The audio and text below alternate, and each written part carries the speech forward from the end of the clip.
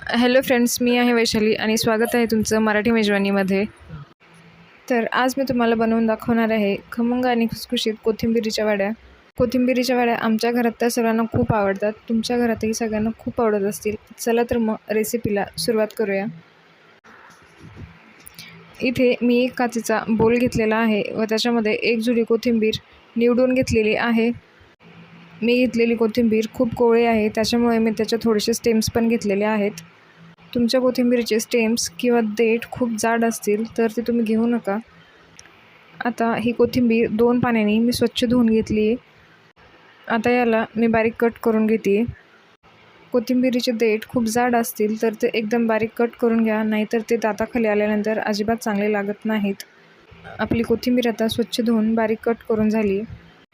आता मी इथे हिरव्या मिरचीचं वाटण बनवते. त्याच्यासाठी मी इथे 5-6 पाकळ्या लसूण, 3-4 हिरव्या मिरच्या आणि अर्धा चमचा जिरं घेतलेलं आहे व त्याचं जाडसर वाटण बनवून घेतले. कट केलेल्या कोथिंबीरमध्ये आता मी माझं जाडसर वाटलेलं वाटण घालून घेते. वाटीने ही कोथिंबीर 2 वाट्या झालेली आहे, तर 2 वाट्या कोथिंबीरीसाठी मी 1.5 वाटी बेसन इथं वापरते. या स्टेजवर तुम्ही इथे 2 चमचे तांदळाचं पीठही टाकू शकता, पण मी इथे वापरलेलं नाही आहे. असेल तरी चालून जाईल. रिझल्टमध्ये एवढा काही मेजर फरक पडत नाही. आता मी याच्यामध्ये मसाले ॲड करून घेते. मसाल्यांमध्ये सगळ्यात अगोदर मी अर्धा चमचा हळद आणि अर्धा चमचा लाल तिखट टाकलेला आहे. लाल तिखट फक्त कलरसाठी टाकलेलं आहे आणि वरून चवीपुरतं मीठ घातलेलं आहे. तुम्ही इथे 1 चमचा तिळही घालू शकता, पण तीळ मी नंतर गार्निशिंगसाठी वापरणार आहे, म्हणून इथे वापरलेलं नाही आहे.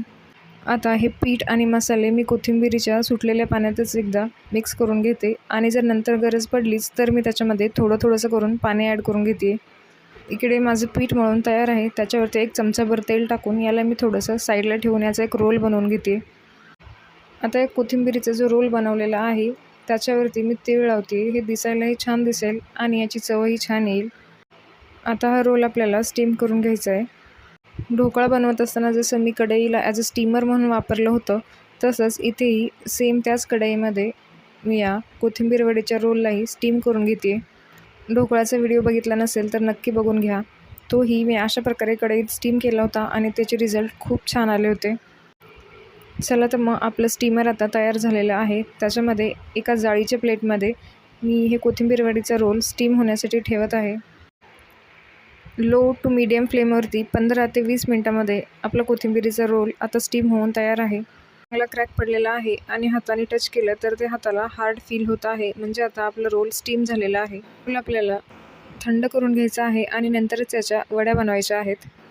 आता आपला रोल एकदम थंड झालेला आहे, त्याला आपण हाताने सहज उचलू शकतो. आता मी या रोलच्या वड्या कट करून घेत आहे. वड्या जास्त पातळ किंवा जास्त जाड करायच्या नाहीत. मीडियम साईजच्या वड्या मी इथं कट करून घेतल्यात. अशा पद्धतीने सेम साईजच्या सर्व वड्या मी इथे कट करून घेतलेल्या आहेत. या वड्या आता तेलामध्ये फ्राय करून घ्यायच्या आहेत. एका साईडला मी इकडे तेल गरम होण्यासाठी ठेवलेलं होतं. इथे आपलं तेल मीडियम गरम झालेलं आहे आणि आपल्यालाही असंच हवं आहे. आता मी आपल्या वड्या फ्राय करून घेते. जास्त कडकडीत गरम तेलामध्ये जर का तुम्ही वड्या तळल्या तर त्यावरून करपतील व आतून कच्च्या राहतील, म्हणून मी याला मीडियम गरम असलेल्या तेलामध्ये तळून घेते. लो टू मीडियम फ्लेमवरती एक बॅच तळण्यासाठी 3 ते 4 मिनटे लागतात. आता या वड्यांना मी गोल्डन ब्राऊन कलर येईपर्यंत तळून घेते.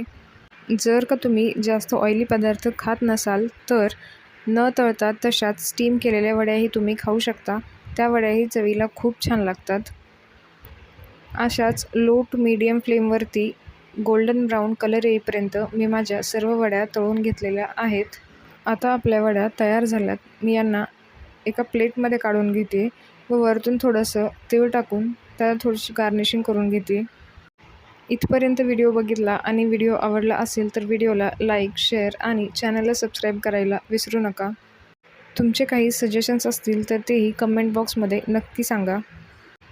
लवकरच भेटूया एक नवीन रेसिपी घेऊन. पूर्ण व्हिडिओ बघितल्याबद्दल तुमचे खूप खूप आभार.